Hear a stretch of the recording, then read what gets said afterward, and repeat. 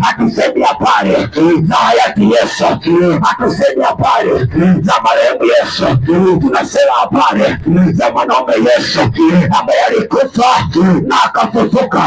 Hakuna mtume mwingine, hakuna nabii mwingine aliyekufa na akafufuka, lakini Yesu alikufa na akafufuka kwa ajili ya maisha yako, na kwa kuwa alikufa na akafufuka, na wewe maisha yako yanaendelea kufa, anaweza kuyafufua, na ile biashara yako inayokufa anaweza kuisha tena, kwa sababu yuko hai, hayuko kaburini. Tuna ujasiri naye, tuna uhakika naye, tunamwamini yeye.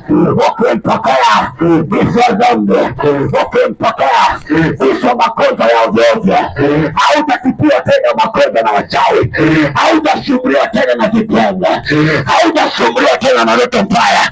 Yuko Yesu anayeishi. Kabidhi maisha yako, kabidhi moyo wako, akae ndani yako, aishi ndani yako, afanye makao kwenye biashara yako. Najiuliza, nasema hili biashara yangu mbona inafifia? Hili biashara yangu mbona inakufa? Mwanaume aliyekufa na kufufuka anaweza kuifanya kuwa hai, anaweza kuifanya kuwa hai.